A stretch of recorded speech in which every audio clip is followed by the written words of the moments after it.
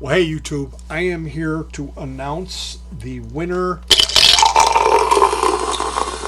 Pour yourself, pour yourself a big fat glass of nothing.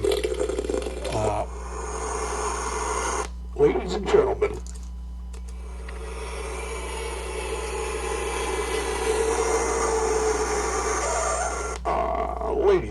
this is your captain speaking. We need to announce we have a winner for the Mystery Drummer Who Are You contest. That's right, we have a winner. Pour yourself a big fat glass of nothing.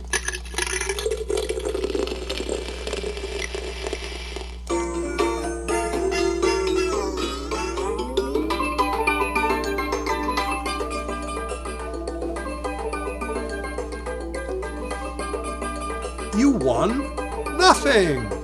A tropical island vacation, nothing. So yeah, the Mystery Drummer contest is over. I finally found where the comments are.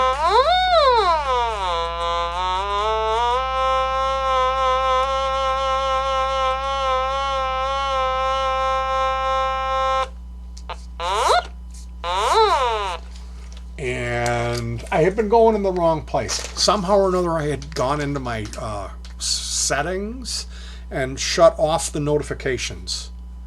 So I fixed that. I found where YouTube has the actual comments. There's like multiple places I was going and looking.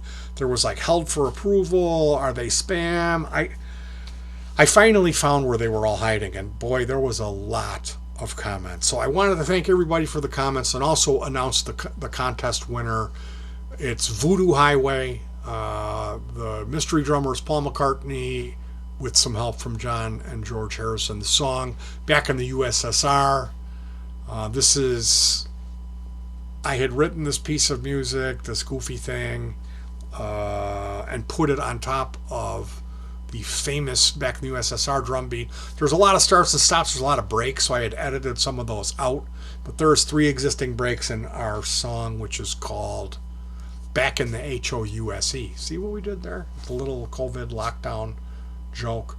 So Voodoo Highway is the winner. Thank you so much. We don't have to play that song anymore. We're going to continue doing these live concerts. I know there was a lot of feedback. There was some people that were angry because I had said that I didn't like David Gilmour because he's super rich and he's behaving like a super rich person, and he charged $300 a seat for nosebleeds on his last tour, which I don't understand how you could watch that video and be like, I'm a jerk. Like, that's a jerky reason for not liking David Gilmour. He was my idol when I was growing up. I didn't worship him, but I admired him. I loved his guitar playing. And the idea of a guitar player who didn't play super fast like Jimmy Page or whoever, you name it, I was born at the tail end of the 60s. So I was a teenager in the 80s when shred guitar became a thing. I saw Yngwie Malmsteen when he came. He did his Marching Out tour, I saw, at the Aragon Ballroom. So, yeah, David Gilmour, kind of a slower guitar player. He bent notes and wiggled them. He didn't just tear through the notes. Was an inspiration. And then there was the breakup of Pink Floyd, and then he kind of took the name and ran with it. Had a huge list of people that he credited on the first album. And the more and more that he did of acting out like a one percenter is the name that I'm looking for, the more that kind of hurt my feelings, because I had this perception of the guys in Pink Floyd were empathetic, that they were more leaning towards like, we're all in this boat together, love and respect each other, rather than just sit in your castle and fortify. And that's what it seems like, the type of person that he is. Maybe I'm wrong, but the more that I read and the more that stuff comes out, and I really admire Roger Waters, not for his politics, not because he hates Trump and he picked the side of Palestine as far as that conflict in the Middle East. It's because he has convictions and he works towards goals, towards realistic ways of accomplishing to bring around what he feels is a solution. He's active, he's working. So you can hate the guy and you can say, if you love Trump and you eat at the altar of Trump, or you're just in the middle and he doesn't bother you either way. I know there was a lot of people that were like shocked. They went to the Roger Waters show and was like, he needs to stick to the music. And like, you bought a ticket. You didn't see that coming? Because he's kind of has been political his whole career. You just weren't paying attention. You never really understood that's what he was talking about in that Us and Them song, that it was about rich and poor and war. So I digress. The comments were overwhelmingly supportive. There was just a smidgen of hate in there and going after me. A couple of people saying crazy stuff about me personally, attacking me. So I have to say, I did make the right decision in throttling the comments down. And I can't apologize for wanting to protect my work, which is this YouTube channel. It represents when I make something, when I build something I'm proud of, I'll film it and put it on YouTube.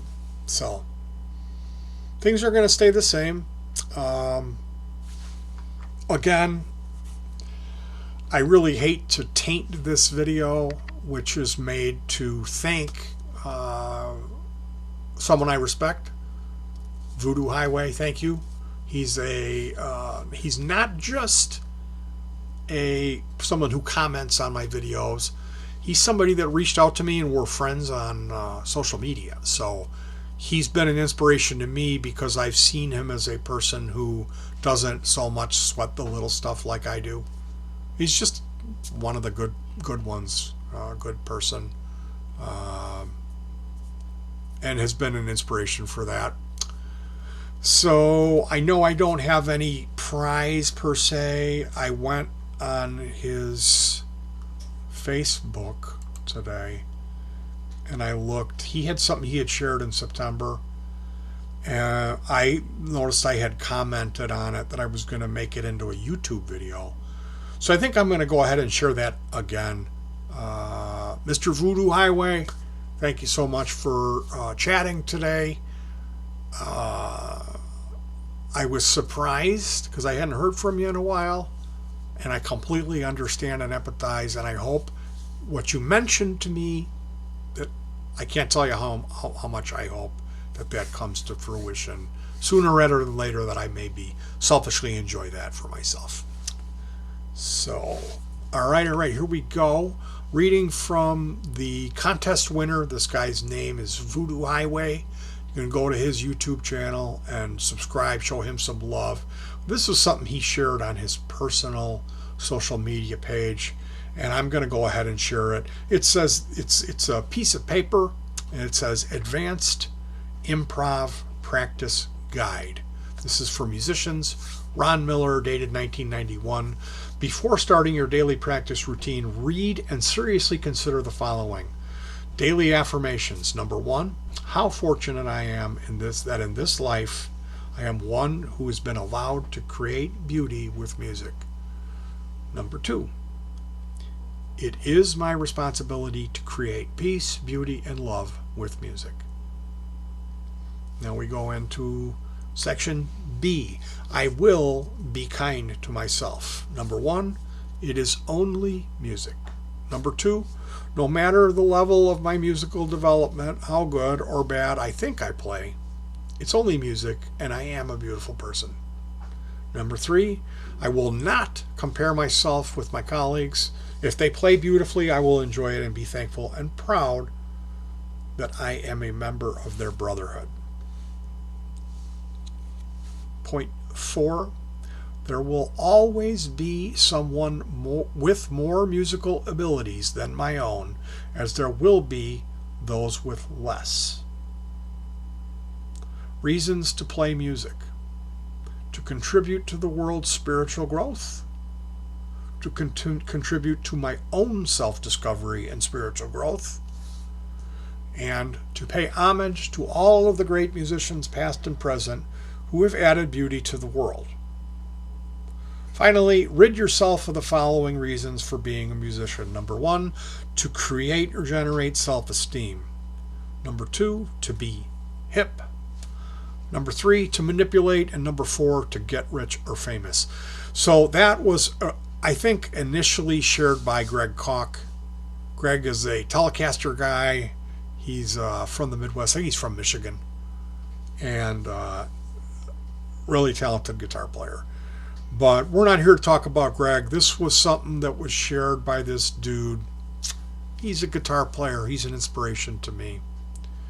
Be kind whenever possible. It's always possible. That's a quote from the Dalai Lama, and I wanted to share that. This is the guy who won the Mystery Drummer competition. He knew the answer. It was Paul McCartney playing the drums back in the USSR on our Mystery Drummer song. So thank you guys so much for all of the support and comments. I have nothing but embarrassment and shame as far as not responding to these comments sooner. I really do appreciate all of the feedback. I'm going to try to do a better job to stay on top of those. And right now, I'm going to be going back through these videos that I've uploaded and personally responding to the comments, because that's something that I like to do. That is, like, if you have a YouTube channel and I commented on it and you didn't respond to me, that might be a reason you haven't heard from me. Is because I feel just because it's YouTube doesn't mean you should not respond. And I know that's the hip thing to do, but when you have under 30 comments, you can respond. All right, you guys, I always like to try to remember to say good thoughts, good words, good deeds. A huge thank you to Voodoo Highway for being an inspiration to me and making me realize I need to try to keep things more on the up and up. Practice what you preach, Petey. All right, I'll see you guys soon. Peace.